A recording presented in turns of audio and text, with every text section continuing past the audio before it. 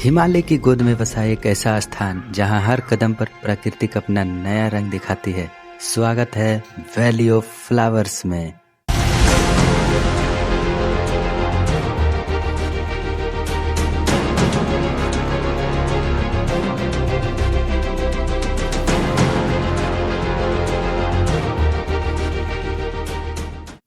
नमस्कार दोस्तों, मैं हूं राजीव और आज मैं भारत की UNESCO world heritage site valley of flowers की खूबसूरत यात्रा पर निकला हूं। यह सिर्फ एक ट्रैक नहीं है, बल्कि हिमालय की गोद में बसी उस दुनिया की ओर सफर है जहां मानसून आते ही हजारों रंग बिरंगे जंगली फूल पूरी घाटी को रंगों से भर देती है। इस ट्रैक में मैं आपको वैली ऑफ फ्लावर्स की अद्भुत खूबसूरती दिखाऊंगा, तो वीडियो के अंत तक बने रहें। तो सबसे पहले मैं अपने पटना शहर से आ गया हरिद्वार से सुबह खुलने वाली बस जो कि बद्रीनाथ जाती है, उस बस में मैं बैठ जाता हूँ। आगे का पूरा घुमावदार पहाड़ी सड़क, गहरी घाटी और झरनों का शानदार नज़ारा लेते हुए लगभग 12 घंटों के बाद मैं पहुँचता हूँ गोविंद घाट और पहले दिन का सफर हमारा होता है गोविंद घाट में समाप्त। आज है डे 2 और यहीं से वैली ऑफ फ्लावर्स और हेमकुंड साहिब की यात्रा शुरू होती है। गोविंद घाट से वैली ऑफ फ्लावर्स की दूरी है 17 किलोमीटर और हेमकुंड साहिब के 19 किलोमीटर। लेकिन आज हमें जाना है घांगरिया, जो कि गोविंद घाट से 13 किलोमीटर पड़ती है। घांगरिया वैली ऑफ फ्लावर्स और हेमकुंड साहिब का बेस कैंप है। गोविंद घाट से पुलना तक सड़क मार्ग है जो कि पड़ती है 3 किलोमीटर। पुलना तक आप शेयरिंग टैक्सी से भी आ सकते हैं।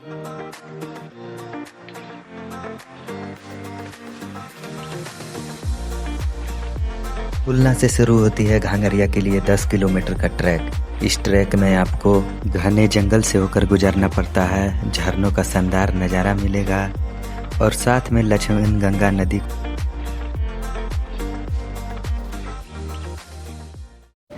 मैं अभी पुलना से घांगरिया की ओर बढ़ रहा हूँ, जो कि 10 किलोमीटर का ट्रैक है। अभी लगभग 5 किलोमीटर ट्रैक कर लिए हैं। बगल से लक्ष्मण गंगा नदी बह रही है। ये है ट्रैक, दोनों साइड से पेड़ पौधे, बीच में छोटे बड़े झरने आपको मिलते रहेंगे और प्राकृतिक का नज़ारा लेते हुए आगे बढ़ते रहिए।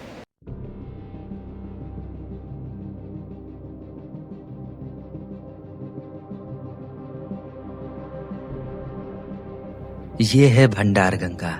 मानसून में ये अपने प्रचंड रूप में रहती है।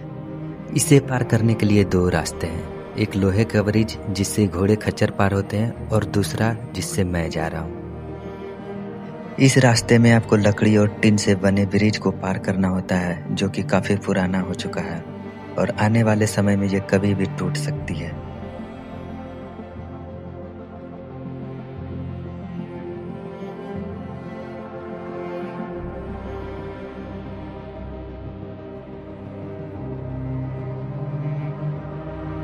बेहतर होगा कि भंडार गंगा को पार करने के लिए इस लोहे वाले ब्रिज का उपयोग करें, जो कि देखने में बहुत ही शानदार है।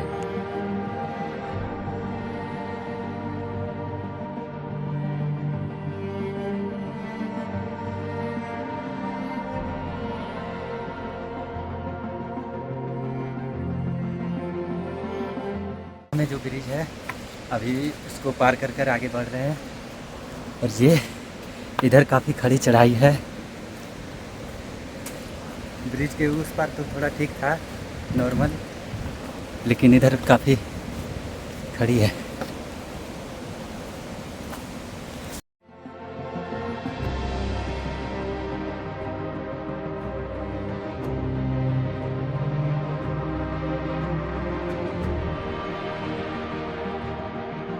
अभी मैं लगभग 3 घंटों से ट्रैक कर रहा हूँ और घांगरिया हमसे कुछ ही किलोमीटर दूर है। अभी मैं लगभग 9000 फीट की ऊंचाई पर पहुंच चुका हूं और सामने से बादल को देखकर लग रहा है बादल जैसे कुछ कहना चाह रही हो। ऐसे शानदार नज़ारे और प्राकृतिक का आनंद लेते हुए आगे बढ़ता रहता हूं।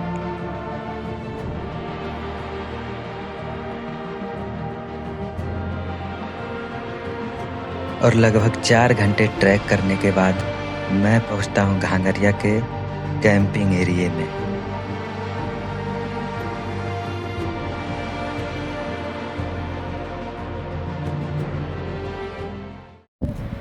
मैं अभी घांगरिया के कैंपिंग ग्राउंड में हूँ, जो कि ये कैंप ग्राउंड है। ये घांगरिया का हेलीपैड पूरा आर्मी के एरिया के इलाके में आता है। यहाँ से घांगरिया मात्र 1 किलोमीटर आगे है। चलते हैं, आगे बढ़ते हैं अभी। और घांगरिया के मार्केट को पार करते हुए मैं पहुँचता हूँ गुरुद्वारे।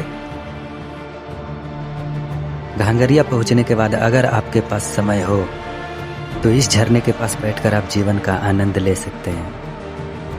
ये झरना घांगरिया के गुरुद्वारे से मात्र 50 मीटर की दूरी पर है।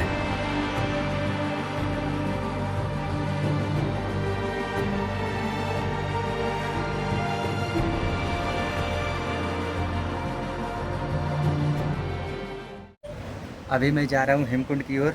अभी घांगरिया से आगे बढ़े लगभग 200 मीटर आगे बढ़ने के बाद ये यहाँ 2 रोड है।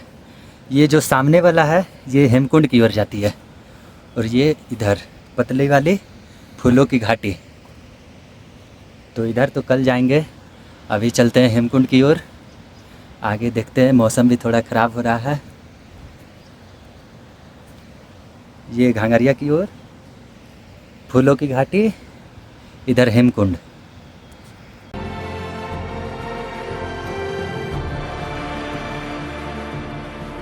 हेमकुंड के लिए मैंने 1 किलोमीटर का ट्रैक किया ही था कि हेमकुंड से लौट रही आंटी ने मुझे एक सलाह दी ऊपर ना जाने को, और बताए मुझे ऊपर पहुंचने से पहले ही गुरुद्वारे बंद हो जाएंगे। फिर भी मैंने उनकी बात को इग्नोर करते हुए आगे बढ़ता रहा। लगभग आधा घंटा ट्रैक करने के बाद फिर मुझे एक भैया मिले। उन्होंने भी यही सलाह दी जो आंटी ने मुझे पहले दे चुकी थी, और इस बार तो मौसम भी हमारे खिलाफ थी, मानो तेज बारिश होने वाली हो। तो भैया की बात मानते हुए मैं फिर से लौट आया घांगरिया, और यहाँ से होता है हमारा डे 2 समाप्त।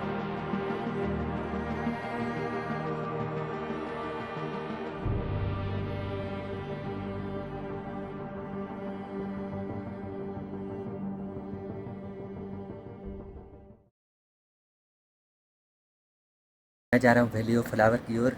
घांगरिया से लगभग 300 मीटर की दूरी पर है प्रवेश द्वार। वहाँ से घाटी की ओर बढ़ेंगे। 7 बजे से एंट्री टाइम है, तब तक अंदर चलते हैं। ये है वैली ऑफ फ्लावर का रूट, पतली सी।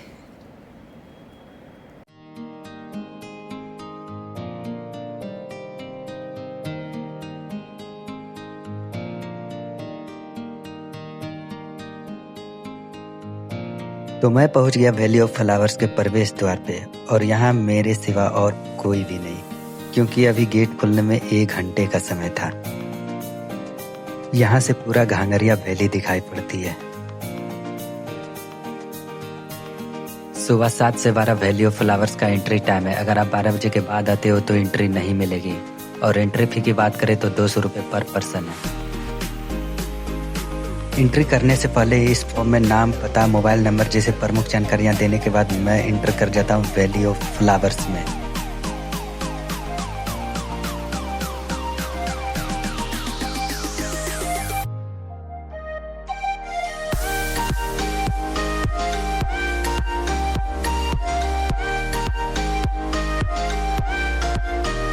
इंटर करते ही पुष्पावती नदी का एक खूबसूरत झलक देखने को मिलता है, और यहाँ से हमें जाना है बामन घाट, जो कि 3 किलोमीटर है।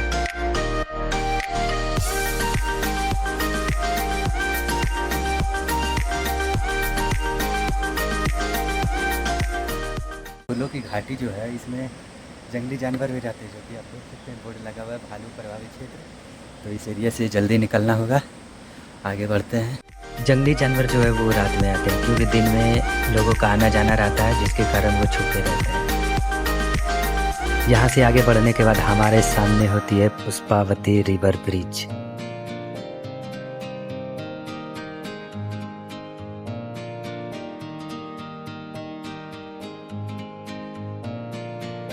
यह है पुष्पावती रिवर ब्रिज। इस ब्रिज को पार करने के बाद घाटी में जाने के लिए लगभग 1 किलोमीटर की चढ़ाई करनी पड़ती है।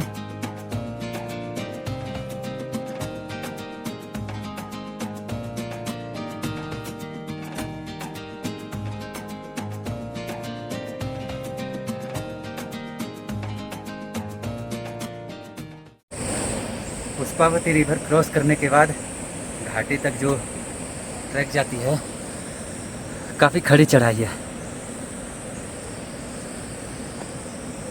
तो आराम आराम से आगे बढ़ते रहे, देखते हैं आगे। अभी हम लोग लगभग आधे घंटे से ऊपर हो गया ट्रैक फ्री हुए। आगे ये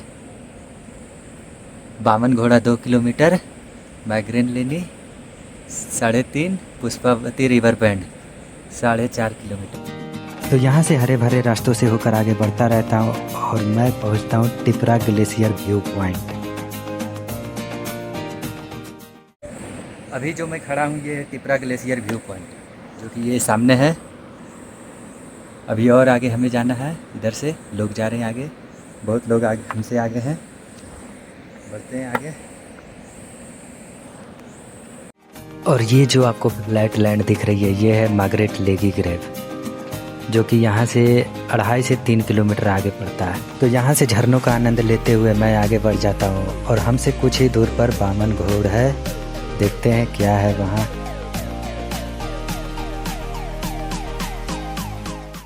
तो फाइनली 3 किलोमीटर ट्रैक करने के बाद मैं पहुँच गया बामन घोड़, और क्या ही शानदार जगह है, चारों तरफ फूल ही फूल।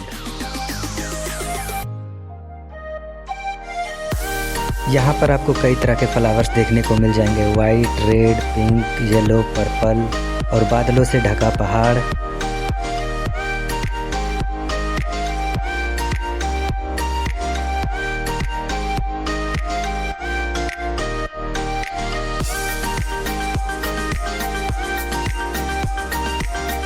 तो कुछ समय इस खूबसूरत जगह पे टाइम बिताने के बाद मैं बढ़ जाता हूँ आगे की ओर।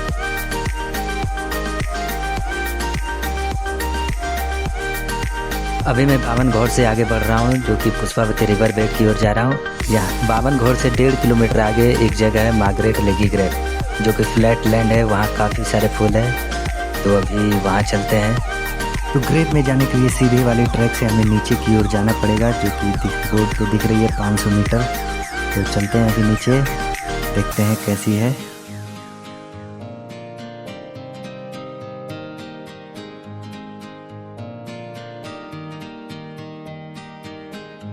ग्रेव में जाने के लिए ऐसे खूबसूरत रास्तों से होकर गुजरना पड़ता है, देख सकते हो कितना खूबसूरत है। और जैसे ही आप ग्रेव में पहुंचोगे आपके सामने होगा एक कब्र।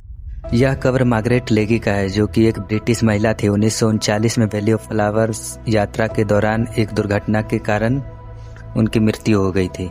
स्थानीय लोगों ने उनका अंतिम संस्कार इसी स्थान पर किया था और बाद में उन्हीं के नाम पर यह कब्र बनाया गया।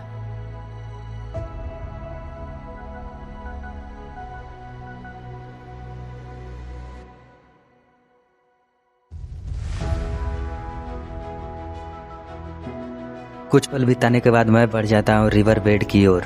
रिवर बेड तक जाने का जो ट्रैक है उसमें आपको एक अलग ही एक्सपीरियंस मिलेगा, और सबसे खास जो है वो है वाटरफॉल को क्रॉस करना। कुछ वाटरफॉल तो आप इजीली क्रॉस कर लोगे और कुछ वाटरफॉल मानसून में बहुत ही डिफिकल्ट हो जाता है। और सभी को पार करते हुए मैं पहुंचता हूं पुष्पावती रिवर बेड। तो फाइनली हम अभी पहुंच चुके हैं पुष्पावती रिवर बेड, जो कि द वैली ऑफ फ्लावर का आखिरी पॉइंट है। बोर्ड देख सकते हैं, ये है वैली ऑफ फ्लावर्स का आखिरी point, Pushpavati river bed. River bed वह स्थान होता है जहां आपको नदी का सबसे निचला भाग देखने को मिलता है, जमीनी या पत्थरों से भरा स्थान, जो कि रिवर बेड कहलाता है।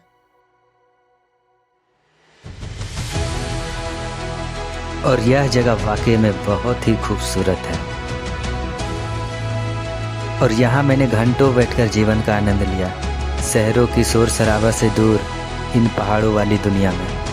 और अगर आपको कभी ट्रैक करने का मौका मिले तो इस घाटी को बिल्कुल भी मिस न करें।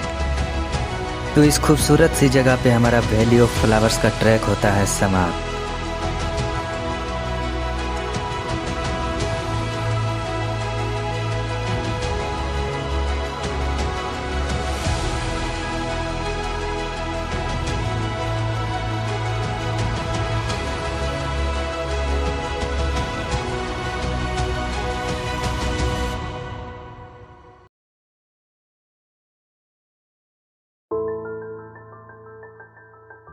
आज हमारी जर्नी शुरू होने वाली है वर्ल्ड हाईएस्ट गुरुद्वारा श्री हेमकुंड साहिब के लिए। घांगरिया से यह 6 किलोमीटर का ट्रैक बहुत ही कठिन होने वाला है। रास्ता आसान नहीं है, लेकिन हर कदम के बाद मिलने वाला व्यू आपको आगे बढ़ने का एक और रीजन देता है। स्टीप चढ़ाई और अनगिनत जिगजैग को पार करते हुए मैं पहुंचता हूं लगभग 13,000 फीट की ऊंचाई पर, और जो नजारा है वो आपके सामने है।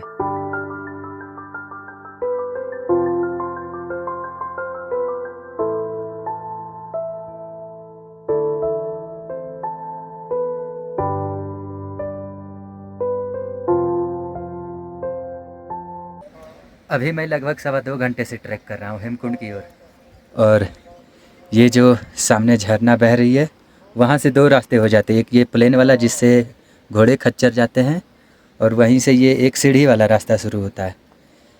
ये ऐसे बहुत खड़ी चढ़ाई है, अगर इससे चढ़ सकेंगे तो भी चढ़ें, जो कि सीधा गुरुद्वारे के पास छोड़ती है मेरे ख्याल से, क्योंकि गुरुद्वारे से अब आवाज़ भी आने लगी है। और वो घोड़े खच्चर वाला रास्ता जो कि बहुत लॉन्ग है। इतनी ऊंचाई और कठिन चढ़ाई के बाद आखिरकार मैं पहुंच जाता हूं हेमकुंड साहिब। यह है श्री हेमकुंड साहिब, एक ऐसा पवित्र स्थान जो ऊंचे हिमालय के बीच एक खूबसूरत झील के किनारे स्थित है। और यहाँ पहुंचने के बाद जो शांति महसूस होती है उसे शायद शब्दों में बयां नहीं किया जा सकता। 7 पहाड़ियों से घिरा हुआ यह झील और किनारे स्थित गुरुद्वारा साहिब, इतनी ऊंचाई पर प्राकृतिक और आस्था का यह संगम वाकई में बहुत ही अद्भुत है। सिख परंपरा के अनुसार हेमकुंड साहिब का संबंध 10वें गुरु गोविंद सिंह जी के पूर्व जन्म से आध्यात्मिक अनुभव से माना जाता है। गुरुद्वारे में मत्था टेकने से पहले इस सरोवर में स्नान करना पवित्र माना जाता है। सुनने से भी नीचे इस सरोवर के ठंडे पानी में स्नान करते ही मानो आपकी सारी थकान दूर हो जाती है। 15,000 फीट की ऊंचाई पर स्थित आस्था के आपको 2 रूप देखने को मिलते हैं। हेमकुंड साहिब के पास में ही स्थित है लक्ष्मण मंदिर। हिंदू मान्यता के अनुसार यह स्थान भगवान राम के छोटे भाई लक्ष्मण जी से जुड़ा हुआ माना जाता है।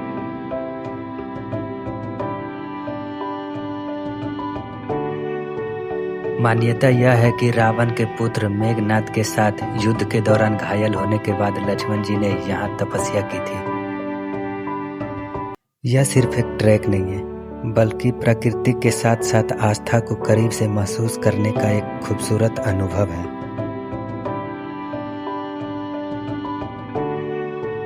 इसी खूबसूरत अनुभव के साथ हमारा खूबसूरत सफर भी यहीं पर समाप्त होता है।